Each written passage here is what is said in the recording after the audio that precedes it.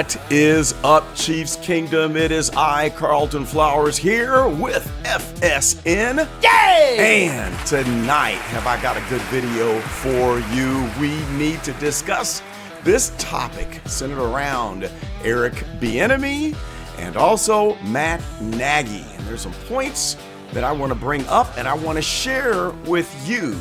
Some things that I discovered about Matt Nagy that I did not realize before, which will shed light on this current situation and also underscore my thesis point, which is the Chiefs have got to bring back EB, Eric Bieniemy, no matter what. But we'll discuss that at the end. So let's talk about this. Let's just start out with what our current situation is here with the Chiefs. Here we are with only 2 games left. And as we have seen for the last umpteen games, it is a situation of utter chaos on the sidelines. Now, it's mainly been the offense, but we have seen some meltdowns. We did see number 95 having a little bit of a tiff with one of the defensive coordinators, and he had to bust his little Microsoft tablet on the ground. But most of the chaos has been on the offensive side of the ball. We're frequently seeing temper tantrums, spats, loss of control, yelling, helmets being thrown. Boy, I tell you what, if we had $1 million for every helmet that was smashed on the ground of a Chiefs game this year, we would probably be able to double the freaking cap, the spending cap of the entire team this season. The starters are looking like a bunch of juvenile delinquents that are in detention class in junior high school, just completely losing control of themselves, showing complete loss of self-control to handle these critical game situations that just completely push them over the ledge where they lose their ever-loving minds. That's the new normal.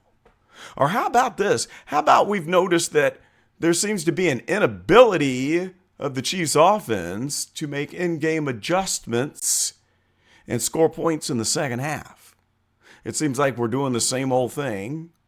The defense of the opposing team makes adjustments to the Chiefs, and then we get stomped in the second half, and we don't get to see any smashing, daring fourth quarter comebacks.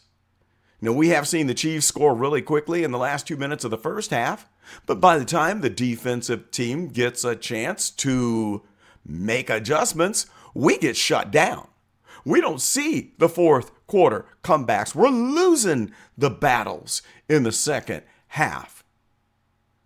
So there's a lack of discipline amongst the offensive side. That's the bottom line. Complete loss of control. Now, let's take a look at offensive coordinator Matt Nagy. Matt Nagy. His name kind of makes me crack up. Sounds like something I would get in trouble for in referring to my wife. So Matt Nagy, while he was in Chicago, he got fired after 4 seasons in Chicago, and we knew things didn't really go well, but I had to dig back and kind of research and find out what went wrong with him in Chicago. Of course, they had that great 12-4 first season where they only had I think they had lost most of their games in the first half of the season and maybe one loss in the second half of the season.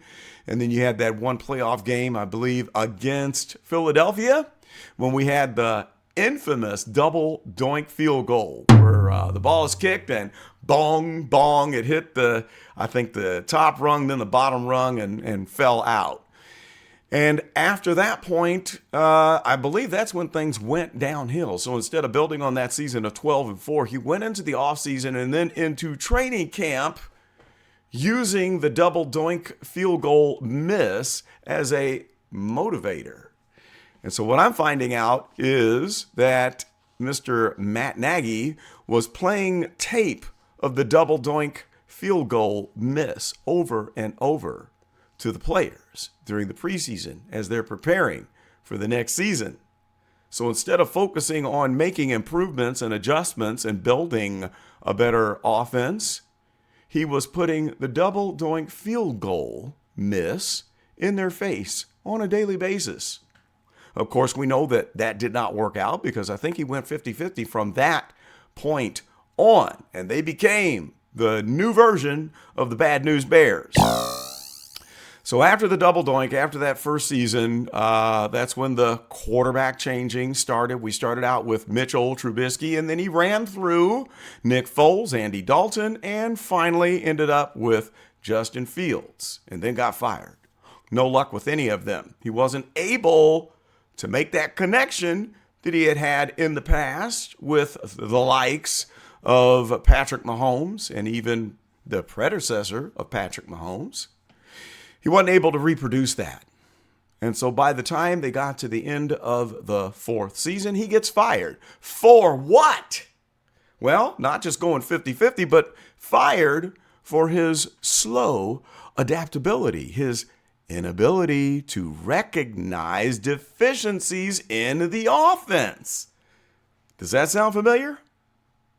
He was said to have very poor ability to making in-game adjustments. That kind of sounds familiar too. And last but not least, he was a very poor play caller. He would not turn over the reins. Even when he fired his first offensive coordinator and brought on a new one, he never did give up the play calling. Now, of course, we know that he's not calling the plays right now, but could he be influencing play calling? So consider all of these things that I just listed out with Matt Nagy and the Bad News Bears and compare that to what we have going on now with the Chiefs offense. Now, one thing that can be said, and that is for sure, is that everyone is thinking the same thing. Get Eric Bieniemy back on the sidelines with the Chiefs to fix this offense. Why? Well, first of all, he's probably going to get fired. If he's not fired at the end of the season, he'll be fired before before the Chiefs go into the playoffs. Of course, the Washington Commanders are not going to be going into the playoffs. So at the end of the season, if they clean house and get rid of all of the staff, Bieniemy would be available to be hired by the Chiefs as we hopefully go into the playoffs. And I say, don't take any chances on waiting. Don't wait until training season for his availability. Snatch him up now. Why? Because of the chaos on the sidelines. Because of the lack of the discipline, the temper tantrums, loss of control. What a stark contrast we have from last year, or last season, of having Eric Bieniemy when everyone said, isn't Bieniemy too hard on the players? Isn't he too strict? Seems to be he's too much of a disciplinarian. And now you take away the EB effect, and what are we left with? Utter chaos. It kind of seems like to me that those boys on the Chiefs sidelines are grown enough men that they can handle the discipline of Eric Bieniemy. I said that 3 times for all of those folks who would constantly run their yappers last year about how Bieniemy was too strict on these grown men. Maybe it worked well with them. Maybe that's what they need to keep their heads on straight. Maybe they need some normalcy and to have a good foundation. Someone who will keep them focused and keep their heads in the game. Now, we have seen game after game stupid penalties. Stupid things like tons of offsides penalties, whether it's a lineman jumping or certain receivers lining up with their feet in front of the line of scrimmage. And tons of drops, of course, by receivers. Fumbles at an all-time high. Turnover ratio worse than it's ever been. Those things, I believe, happen in an environment where there is a lack of discipline. So I think that the Chiefs need to be talking in his ear right now and telling him, hey, buddy, we'll take you back and put to make a situation that can work for him to bring him back, not just by offering him a large amount of money or an increase over what he was making before, but let's throw some sugar on top and let him know that if he will stay here, he will be the successor to Andy Reid. Andy Reid's not going to be coaching forever. He's getting up there. He's about 3 Big Macs and 2 cheeseburgers away from a heart attack right now. I shouldn't say that. But we know that he's not aging slowly. He's getting worn down. It's tough to keep up with an NFL schedule, the rigors of being a head coach, where you don't have downtime. You don't get to go home and take off.